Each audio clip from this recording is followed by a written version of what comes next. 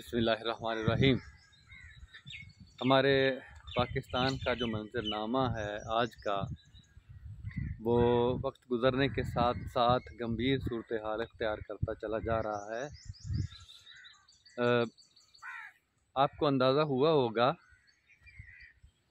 कि हमारे वज़ीर आज़म साहब की जो साख है वो बुरी तरह से मुतासर हो रही थी इमरान खान साहब की,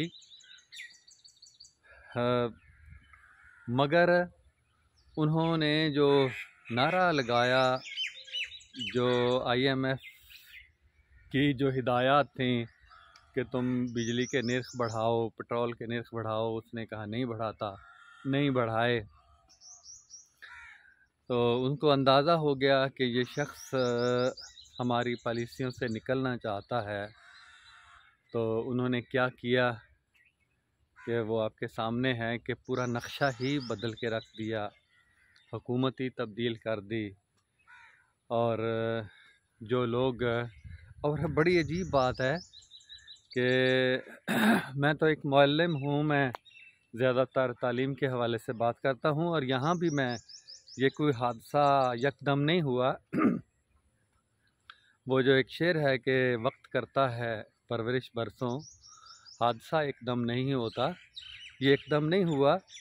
इस हादसे को रूनुमा होने के लिए या इस तरह का कोई भी कदम कोई उठाएगा, वो आज़ादी का नारा लगाएगा, साम्राज्यीय एजेंसियों के चुंगल से निकलने की कोशिश करेगा, तो उसका यही हशर होगा।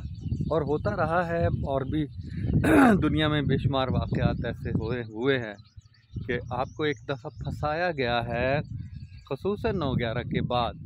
उससे पहले भी मैं तो तालीम के हवाले से मैं जानता हूँ कि साम्राज्यीय एजेंसियों ने, NGOs ने इस तरह से हंगामी तरीक़े से पंजे गाड़े हैं कि जो टेक्स्ट बुक बोर्ड हैं, जो निसाब साज इदारे हैं, जो पॉलिसी साज इदारे हैं, जो मुक़तदरा कौमी ज़बान है, जहाँ हमारी ज़बान में किताबें लिखी जाती हैं निसाबात के हवाले से, और जो इमदादी की कुतब है निसाब के हवाले से ही, वो सारी की सारी अपने कब्ज़े में ली है और उनको नाकारा किया है, और अपनी पॉलिसियाँ, अपने लोग वहाँ पे बिठाए हैं और उनको पाला पोसा है, बड़ा किया है, उनकी तरबियत की है। और फिर आप जानते हैं, मैं रोना रोता रहता हूँ कि जो असातिज़ा की तरबियत है वो ब्रिटिश काउंसिल के हवाले है,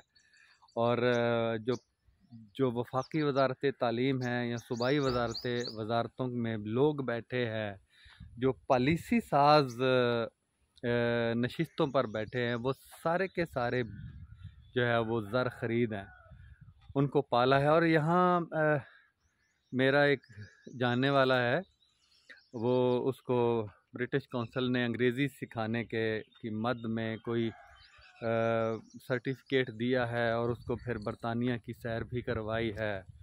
तो वो बड़ा गुन गाता है इनके।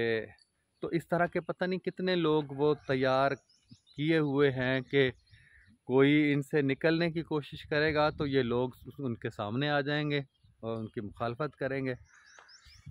तो ये मालूम नहीं, मैं पिछले दिनों में जो ये शफ़क़त महमूद वज़ीर तालीम था, तो ये यकसा निसाब तालीम की बात हो रही थी, तो वो 400 अफराद कहते हैं, 400 अफराद का ये मुत्तफ़िक़ा फ़ैसला था जो वज़ारत तालीम में थे कि ये यकसा जो निसाब तालीम है वो इंग्लिश मीडियम होना चाहिए।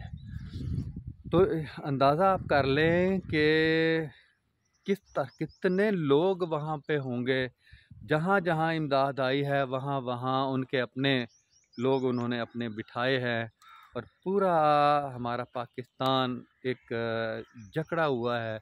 वहाँ कोई शख्स इस तरह की बात करेगा तो उसके साथ क्या हशर होगा। मैं पिछले दिनों में मंजूर नासिर साहब पंजाब टेक्स्ट बुक बोर्ड में आए किसी कलीदी ओहदे पर, तो उन्होंने कुछ जायज़ा लेना शुरू कर दिया किताबों का, ख़ास तौर पे महदूद पैमाने पर, ख़ास तौर पे अखलाकी एतबार से कि किताबों के अंदर जो मज़हब के हवाले से, तौहीन मज़हब के हवाले से या बच्चों की अखलाकियात के हवाले से वो जो बातें जो ख़राब है वो उनको किस तरह से निशानदेही की जाए। किस तरह से उस वक्त भी शफ़क़त महमूद साहब के थे और उनके नीचे सारी उनकी जो ज़ुर्रियत थी वो सारी, तो किस तरह जो मक्खन से बाल जिस तरह से निकाला जाता है उनको टेक्स्ट बुक बोर्ड से निकाल बाहर किया गया और किसी ने चूँ तक नहीं की। और जो बड़े बड़े दावे करते हैं इस्लामी इनकलाब के, उनके ज़बानों पर भी ताले लगे रहे। तो ये इस तरह से करते हैं ये लोग।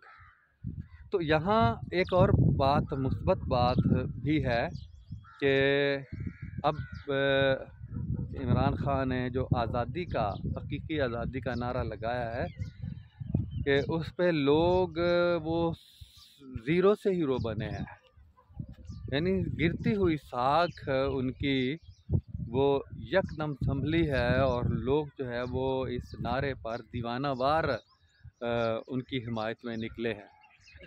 क्योंकि लोग चाहते हैं आज़ाद होना, लोग आज़ाद होना चाहते हैं, लेकिन जो हमारे ऊपर लोग बैठे हैं जो कहते हैं हम वेंटिलेटर पे हैं, हमें अमेरिका सांस देने की इजाज़त देगा तो हमें सांस आएगी, और कुछ लोग कहते हैं कि हम उनके पैसों से जो पैसे देते हैं वो पॉलिसियाँ भी उनकी। मेरा बड़ा सवाल ये है कि कब तक ऐसा होगा? क्या आपने कोई हद कायम की है कि उनसे पैसे हम लेना बंद कर देंगे IMF से, या जो NGOs पैसे हमें देती हैं और जिन्होंने पंजे गाड़े हुए हैं, कब्ज़ा किया हुआ है मुल्क में, तो कब तक ये चलेगा? कोई वक्त ऐसा आएगा कि आप अपने पाँव पे खड़े हो जाएंगे, या हमेशा आपने सोच लिया है? मैं जो बयानात थे शहबाज शरीफ साहब के, नए वज़ीर आज़म के, और उनके साथ जो लोग हैं उनके इस तरह ये इस नतीजे पे बंदा पहुंचता है कि उन्होंने फ़ैसला कर लिया है कि हम ग़ुलाम हैं और हमने हमेशा हमेशा के लिए ग़ुलाम ही रहना है, ग़ुलाम ही खुद मरना है और ग़ुलाम ही अपनी कौम को मरने के लिए ज़हनी तौर पर तैयार करना है और ग़ुलाम ही मरने के लिए छोड़ देना है। ये सूरत हाल है, और इससे जो निकलेगा, और फिर उस अंदाज़ा हो गया होगा लोगों को कि कौम किस तरह से मुंतज़िर है ऐसे किसी मसीहा की जो आज़ादी का नारा लगाए, खड़ा हो जाए साम्राज्यी ताकतों के सामने, तो लोग उसके लिए जान देने के लिए भी तैयार होते हैं। तो अब वक्त है कि उनके ये इमदाद क्या है, आप उन जितने पैसे वो लेते हैं उससे हज़ारों गुना ज़्यादा उनकी पॉलिसियों के ज़रिए हमारे अवाम के ख़र्च हो जाते हैं गलत अंदाज से। सिर्फ़ एक तालीमी निज़ाम ही आप ठीक कर दें, आपके जितने वो IMF से पैसे लेते हैं उससे कि अवामुन्नास के इतने पैसे बच जाएंगे कि ये इमदाद तो ऊँट के मुँह में ज़ीरा साबित होगी। मतलब मसलन आप उर्दू मीडियम सारा निसाब कर देते हैं तो ट्यूशन का कारोबार ख़त्म हो जाएगा, और ये जो गरीब आदमी की जेब से पैसा निकलता है ट्यूशन की मद में, ये अरबों खरबों रुपए इसका तखमीना लगाया जाए तो ये पैसा बनता है। हमारे जो है वो शीशे की सड़कें बन सकती हैं इतने पैसों से। आप कोई अंदाज़ा तो लगाए इसका। फिर जो बच्चों का वक्त सर्फ होता है इस मद में कि वो ट्यूशन पढ़ने के लिए जाते हैं, वो उस पैसे से भी ज़्यादा कीमती है। और उनके वालिदैन का जो वक्त खर्च होता है, जो अपनी बेटियों को छोड़ने जाते हैं अकेडमियों में, ट्यूशन सेंटरों में, वो कितना कीमती है। और फिर इसके साथ साथ हाथ भी कुछ नहीं आता, ना हमारे मुल्क में तहकीक है, ना तख्लीक है, ना इजादात हैं, ये भी सारे दरवाज़े बंद रहते हैं। तो ये निज़ाम ही एक निज़ाम ठीक हो जाए तो इतनी बचत होती है हमारी कौम की कि हम लोग तखमीना लगाने बैठे तो इतना पैसा होगा कि शायद हम सोचेंगे कि यही में एक ठीक हो जाए तो सारा मुल्क ठीक हो सकता है, हमें किस पैसों की ज़रूरत नहीं रहती। फिर आप पॉलिसियाँ ऐसी बनाएं कि शादी ब्याह पर जो लोगों के अखराजात होते हैं, जो अंधाधुंध अखराजात करते हैं उन पर पाबंदी लगाएं, और बड़ी बड़ी बारातें और खाने पर पाबंदी लगाएं। जैसे किसी ज़माने में वन डिश जो है वो चलाया था। इसके साथ साथ फिर जहेज़ पर पाबंदी लगाएं आप, और ये सिगरेट, ये नशावर चीज़ें जो बाहर से आती हैं, जो तय्युशात, आलात तय्युशात जो बाहर से आते हैं उन पर पाबंदी लगाएं। सादा ज़िंदगी गुजारने पर लोगों को आमादा किया जाए, तरबियत दी जाए। जो जो ज़राए अबलाग हैं, कौमी ज़राए अबलाग, उनको इस्तेमाल किया जाए लोगों की तरबियत करने में। तो अपनी कौम, अपनी ज़बान और अपनी मसनूआत और हर चीज़ ख़ुद बनाने की कोशिश की जाए, निसाब से लेकर गाड़ियाँ हर। तो एक वक्त ऐसा आएगा कि हम तरक्की याफ्ता कौमों में हमारा शुमार हो जाएगा। लेकिन इन सब कामों से रोकने के लिए जो साम्राज्य के जो कारिंदे यहाँ पे बैठे हैं, ये सब कुछ उनके हाथ में है। ये एक बहुत बड़े इनकलाब की ज़रूरत है। ये इमाम खुमैनी जैसा कोई बंदा हो तो ये पाकिस्तान भी एक, मैं कहता हूँ कि पहले आज़ाद हो जाए तो फिर इतनी तरक्की करेगा कि सुपर ताकत बन जाएगा। क्या जो सुपर ताकतें हैं वो उनके लोग आसमान से उतरे हैं, या उनके दिमाग ज़्यादा हैं, या अल्लाह ताला ने उनके दिमागों में सोचने समझने की सलाहियत ज़्यादा पैदा की है? ऐसा कुछ भी नहीं है। हम में भी वो सारी सलाहियतें मौजूद हैं, लेकिन ये सबसे बड़ा निज़ाम, जिस निज़ाम के अंदर गंदे हमें रखा गया है, वो हमें गरीब से गरीब, कमज़ोर से कमज़ोर करता है। और इसी ज़हनियत के लोग, मैं एक छोटी सी एक बात करता हूँ कि मुशर्रफ के दौर में KPK के गवर्नर थे, मुझे नाम याद नहीं आ रहा, उनका बयान आया था कि ये KPK में ना आप इंग्लिश मीडियम सारे नाफिज कर दें अच्छी तरह तो ये दहशत गर्दी ख़त्म हो जाएगी। यानी इस कदर एक गवर्नर के ओहदे पे एक जनरल है का एक बड़ा, और उसकी दिमागी कैफियत आप देख लें, इतना उसका दिमाग माऊफ और अक्ल माऊफ उसकी इतनी, और सोचने समझने की उसकी इतनी सलाहियतें सल्ब हो चुकी है कि वो शख्स कहता है कि इंग्लिश मीडियम में दहशत गर्दी ख़त्म हो जाएगी। कोई सोच नहीं सकता आदमी के साम्राज्य इस तरह से तैयार करता है अपने लोगों को कि उनकी ज़हनी कैफियत ऐसी हो जाती है कि उनके अंदर ये कि हम आज़ाद हो जाएं, वो सोच ही ख़त्म हो जाती है।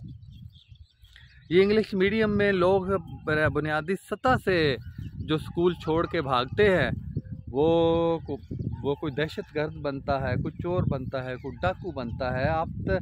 आप जितने बच्चे दाखिल होते हैं हमारे पाकिस्तान में स्कूलों में, उनका 1% से भी कम मास्टर कर पाता है, बाकी उससे पहले तालीम से दम तोड़ जाते हैं। तो दहशतगर्दी किस निज़ाम से पैदा होती है? यानी उन्होंने अपने लोगों को, साम्राज्य ने तैयार किया हुआ है कि जो शख्स आज़ाद होने की कोशिश करेगा तो इस तरह के सियासतदान, इस तरह के जर्नल और इस तरह के ब्यूरोक्रेट उनके सामने जो दीवार बन के खड़े हो जाएंगे। तो एक अल्लाह करे, मेरी दुआ है कि एक इनकलाब ऐसा आए कि उसमें 22 करोड़ की हमारी आबादी है, 2-4 करोड़ उसमें काम आ जाएंगे तो ये कोई बड़ी बात नहीं है। तो ये इनकलाब ऐसा है और कौम तैयार है, कौम उस इनकलाब के लिए तैयार है। कोई शख्स ये नारा लगा के उठेगा कि आज़ादी का, हकीकी आज़ादी का, तो लोग उसके दीवाना वार हर कुर्बानी देने के लिए तैयार हो जाएंगे। तो मेरी अल्लाह से दुआ है कि अल्लाह ताला हमें वो दिन देखना नसीब, हम भी काम आ जाएं। कोई हर्ज नहीं, मरना तो एक दिन है ही है, तो अच्छी मौत अगर आ जाए तो ये इंसान की सआदत होती है। तो लेकिन ये हम चाहते हैं कि हम इस मुल्क को हकीकी तौर पर आज़ाद देखना चाहते हैं और इसको सुपर ताकत, इसको दुनिया की क़यादत ये करने के काबिल हो जाए, ये हमारी ख्वाहिश है। तो अल्लाह ताला से हम दुआ कर सकते हैं और कोशिश कर सकते हैं, जिद्दोजहद कर सकते हैं कि अल्लाह ताला हमारे मुल्क पर रहम करे और ऐसे लोग आ जाए जो इस मुल्क की नैया को पार लगा दें।